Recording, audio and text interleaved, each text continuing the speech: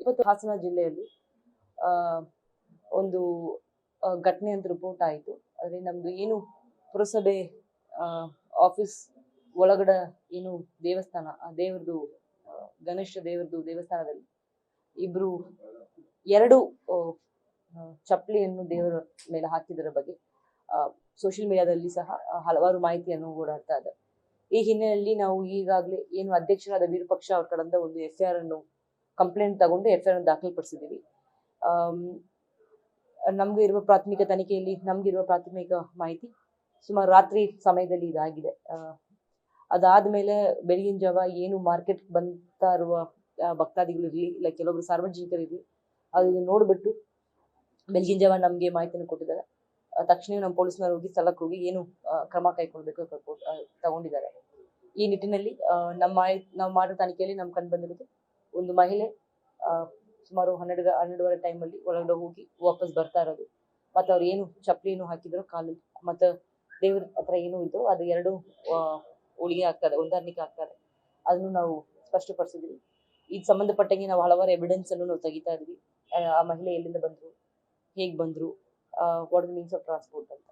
ಈ ನಿಟ್ಟಿನಲ್ಲಿ ನಾವು ತನಿಖೆ ಮಾಡೋ ಸಮಯದಲ್ಲಿ ಇವರು ಅಕ್ಕಪಕ್ಕ ಜಿಲ್ಲೆಗೆ ಹೋಗಿರಬಹುದು ಅಂತ. ಸ್ಥಳೀಯರು ಏನು ಇಲ್ಲಿ ಕೆಲಸ ಮಾಡೋರು ಮತ್ತು ಮಾರ್ಕೆಟಲ್ಲಿ ಕೆಲಸ ಮಾಡಿ ನಮ್ಗೆ ಕೊಟ್ಟಿರೋ ಮಾಹಿತಿ ಏನಂತಂದ್ರೆ ಆ ಲೇಡಿ ಸ್ವಲ್ಪ ಅನ್ಸ್ಟೇಬಲ್ ಇದ್ರು.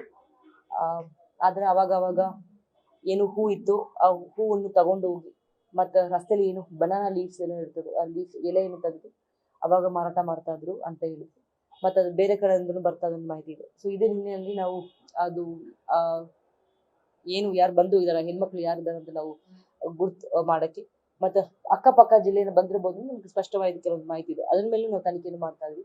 ಈಗಾಗಲೇ ನಾವು ಒಂದು 8 ತಂಡವನ್ನು ರಚನೆ ಮಾಡಿ ಎಲ್ಲ ಅಕ್ಕಪಕ್ಕ ಜಿಲ್ಲೆ, ನಮ್ಮ ಹಾಸನ ಜಿಲ್ಲೆಯನ್ನು ಬೇರೆ ಬೇರೆ ತಾಲೂಕಲ್ಲಿ ಸಹ ಅವ್ರು ಎಲ್ಲೆಲ್ಲಿ ಓಡಾಡಿರಬಹುದು ಅಂತ ಸಹ ನಾವು ಮಾಹಿತಿಯನ್ನು ಸಂಗ್ರಹಿಸ್ತಾ ಇದ್ವಿ.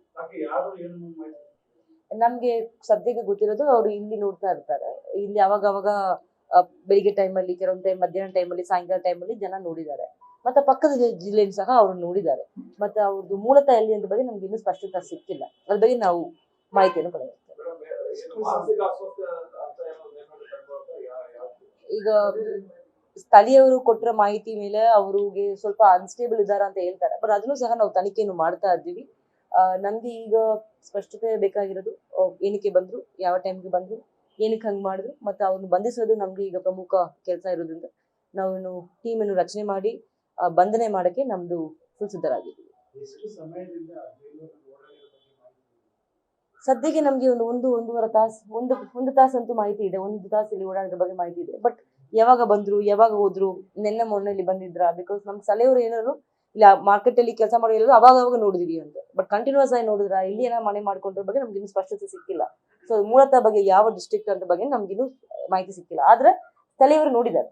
ನಿನ್ನೆನೂ ಸಹ ರಾತ್ರಿ ಒಂದು 1 ತಾಸಂತೂ ನಮ್ಗೆ ಈಗ ನಾವೆಲ್ಲ CCTV ಕ್ಯಾಮೆರಾ ನೋಡಿದ್ವಿ. ಮತ್ತೆ ಬಿಟ್ಟು ಅವಾಗ ಕೆಲವೊಂದು ಬೇರೆ ಕ್ಷಣದಲ್ಲಿ ಸಹ ನಮ್ಗೆ CCTV ಕ್ಯಾಮೆರಾ ಸಿಕ್ಕಿದೆ.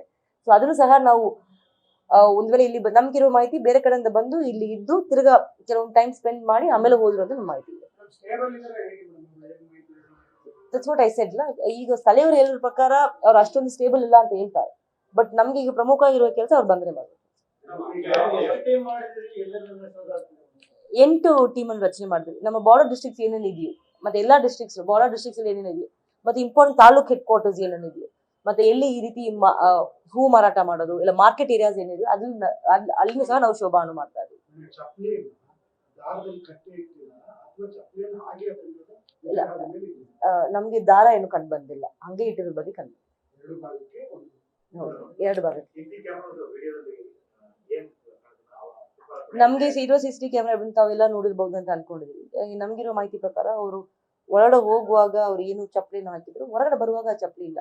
ಬಟ್ ಅದೇ ಚಪ್ಪಲಿಯನ್ನು ನಾವೇನೋ ಇನ್ಸ್ಟಾಗ್ರಾಮ್ ಅಲ್ಲಿ ಈಗೆಲ್ಲ ಹಲವಾರು ಇನ್ಸ್ಟಾಗ್ರಾಮ್ ಓಡಾಡ್ತಾ ಇರೋದು ಇಲ್ಲ ಬೇರೆ ಸೋಷಿಯಲ್ ಮೀಡಿಯಾದ ಓಡಾಡ್ತಾ ಇರೋದು ಅದೇ ಚಪ್ಪಲಿಯಲ್ಲಿ ಇದೆ ಅಂತ ನಮ್ಗೆ ಸ್ಪಷ್ಟತೆ ಸಿಕ್ಕಿದೆ. ಅವರು ನಮ್ಗೆ ಕೊಟ್ಟಿರೋ ಮಾಹಿತಿ ಅದು ಸಂಡೇ ಟೈಮ್ ಬೆಳಿಗ್ಗೆ ಟೈಮಿಂದ ಏನು ನಮ್ಮ ಮಾರ್ಕೆಟ್ ಏರಿಯಾಕ್ಕೆ ಏನು ಬರ್ತಾರೋ ಅವಾಗ ಬಂದು ಅವ್ರು ಪೂಜೆ ಮಾಡ್ಕೊಂಡು ಹೋಗ್ತಾರೆ. ಸೊ ಕೆಲವೊಂದು ಟೈಮ್ ನಾವು ಬೀಗ ಹಾಕ್ತೀವಿ, ಕೆಲವೊಂದು ಟೈಮ್ ನಾವು ಬೀಗ ಹಾಕಲ್ಲ. ಯಾವಾಗ ಮಾರ್ಕೆಟ್ ಇರ್ತೋ ಅವಾಗ ಜನ ಬಂದು ದೇವ್ರನ್ನು ನಮಸ್ಕಾರ ಮಾಡೋಕೆ ಒಂದು ಅವಕಾಶ ಮಾಡಿಕೊಡ್ತೀವಿ ಅಂತ ಅದ್ರ ಬಗ್ಗೆ ನಾವು ತನಿಖೆ ಮಾಡ್ತೀವಿ.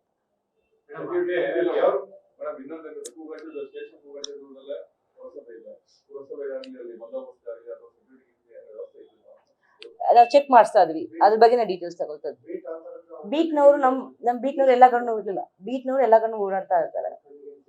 ಅವ್ರಿಗೂ ರಾತ್ರಿಯಲ್ಲಿ ಸಿಕ್ಕಿದ್ದಾರೆ. ರಾತ್ರಿನೂ ಸಹ ಅವರು ಯಾರೋ ಒಬ್ರು ಒಂಟಿ ಮಹಿಳೆ ಇರುವಾಗ ಎಲ್ಲಿದ್ದೀರಾ ಅಂತ ಕೇಳುವಾಗ ಅಲ್ಲ ನಾನು ಬೇರೆ ಜಿಲ್ಲೆಗೆ ಹೋಗ್ತಾ ಇದ್ದೀನಿ ಸಹ ಅವ್ರ ಮಾಹಿತಿಯನ್ನು ಕೊಟ್ಟಿದ್ದಾರೆ.